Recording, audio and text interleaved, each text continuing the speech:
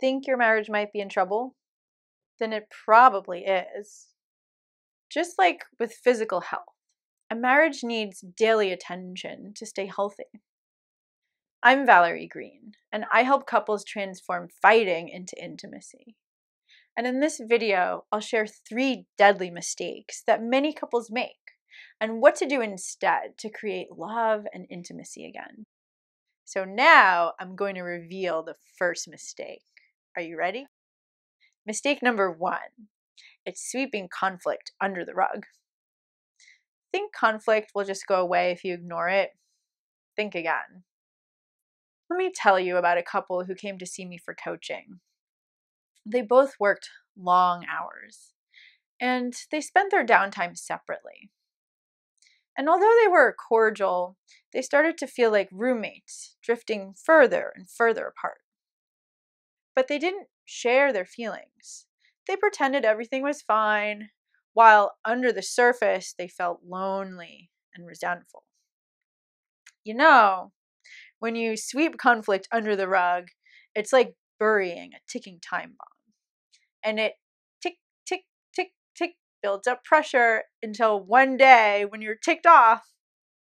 So one day he asked her to do one small errand and she blew up at him saying, "How dare you to ask me to do one more thing so you can just go watch TV when you don't even lift a finger around here." And they hurled insults at each other until the time bomb blew up. And then he slept on the couch for a few days, and then they had hot makeup sex. She told me, "I think the solution is to fight more often. Then at least we're real with each other." I see this situation a lot, and unfortunately, the fights just get more and more hurtful over time, and the marriage slowly dies in the process. Because I know, you know, there's other ways to create passion. So the solution is to share your feelings before they turn into big arguments.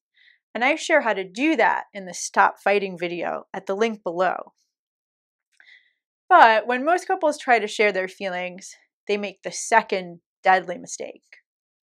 Mistake number 2 is blaming your partner for the problem. I know your partner is wrong sometimes.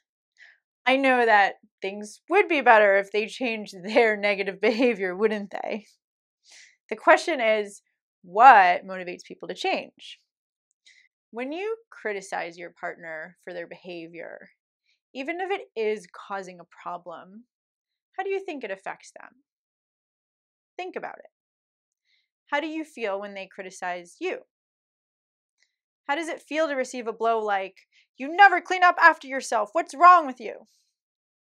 They probably feel attacked and controlled, and then you'll wonder why they're criticizing you or ignoring you later. Even if you blame them in a nicer way, this doesn't motivate people to change. People might be motivated by rules and punishment in the short term, but it costs you love and connection. What would motivate your spouse to change is the same thing that motivated them to do all those wonderful things they did for you when you were falling in love. Remember when you were deeply in love, and it just naturally makes you feel good to do things that make them feel good. You can get that feeling back. And I talk more about how to do that later on in this video. And mistake number 3, trying to win an argument. Because even if you're not blaming, you know you've probably tried to prove that you're right when you're in an argument, haven't you? It's human nature. It just feels bad to be wrong, right? And that's just the point. And I had to learn this one the hard way. Let's say that you win and your partner feels wrong. I guarantee that that's not going to lead to a fun, sexy night later on. You know when you're feeling that so in sync and enjoying each other's company in every moment? Yeah, you're giving that up if you're trying to win. Then you're just both left feeling hurt and disconnected. There's always 2 sides and 2 points of view. And what you want is to create a win-win solution that gets both of your needs met. Then you're both on the same team. So how do you do that? Well, here's 3 tips to get your marriage back on track. Number 1 is to share your feelings and needs and to make time to talk about them. To learn how to do that and to share your feelings in a way that connects both of you, where you both feel heard and create those win-win solutions, then watch my video, 3 Steps to Stop Fighting and Start Connecting. And you can get that by clicking the link below this video. But for example, you can say, honey, when you leave dishes in the sink, I feel stressed out because I'm already busy. And what I want is to relax and to trust you more. How can we solve this together? I share how to get in touch with your deeper feelings and needs in the Stop Fighting video at the link below. And tip number 2, appreciate your partner whenever they do something right. You can actively look for things to appreciate because people are much more motivated by positive reinforcement than by criticism. And tip number 3, connect about non-logistical things every day. There are many ways to create a positive experience. What these do is they make you feel like you're on the same team again. And then you want to do things for each other, not out of obligation, but out of love. Some suggestions are, you could spend 5 minutes giving and receiving affectionate touch like a foot rub or a caress on the face. Or create ways to connect before you leave the house or when you come home. Even if it's just sharing what you're looking forward to or what you enjoyed about your day. So let's just summarize the 3 tips to revive your relationship.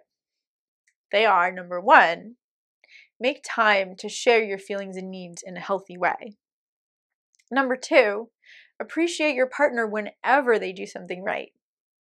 And number 3, connect about non-logistical things every day.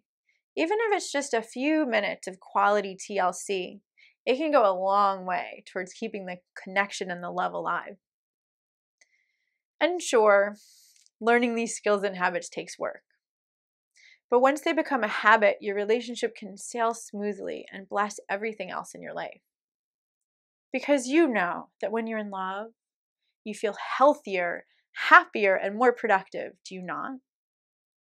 And when your marriage is suffering, you know it doesn't matter how good the rest of your life is, because you feel frustrated and lonely and unfulfilled.